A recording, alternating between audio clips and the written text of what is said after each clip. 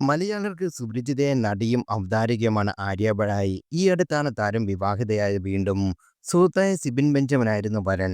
ഇപ്പോൾ ഒരു താരം പറഞ്ഞ വാക്കുകളാണ് സോഷ്യൽ മീഡിയയിൽ വൈറലാകുന്നത്. കുടുംബക്കോടതിയിൽ സ്ത്രീകൾക്ക് ആവശ്യമില്ലാത്ത കുറെ ആനുകൂല്യങ്ങൾ ലഭിക്കുന്നു എന്നാണ് ആര്യ പറയുന്നത്. ഒരു ദിവസം മുഖ്യമന്ത്രിയാകാൻ അവസരം കിട്ടിയാൽ എന്ത് മാറ്റം കൊണ്ടുവെന്ന ചോദ്യത്തിന് കുടുംബക്കോടതിയിൽ നിലനിൽക്കുന്ന ചില നിയമങ്ങൾ താൻ മുഖ്യമന്ത്രിയായാൽ മാറ്റും എന്നായിരുന്നു ആര്യയുടെ മറുപടി. വിവാഹശേഷം ജിഞ്ചർ മേടിക്ക് നൽകിയ അഭിമുഖത്തിൽ സംസാരിക്കുകയായിരുന്നു താരം. സ്ത്രീകൾക്ക് ആവശ്യമില്ലാത്ത കുറെ ആനുകൂല്യങ്ങൾ കുടുംബക്കോടതിയിൽ ലഭിക്കുന്നുണ്ടെന്നും പ്രത്യേകിച്ച് ഒരു കുഞ്ഞുകൂടി ഉണ്ടെങ്കിൽ എന്നാണ് നടി പറയുന്നത്. താനും ഈ ആനുകൂല്യങ്ങൾ ഉപയോഗപ്പെടുത്തിയ ആളാണെന്നും താരം വ്യക്തമാക്കി.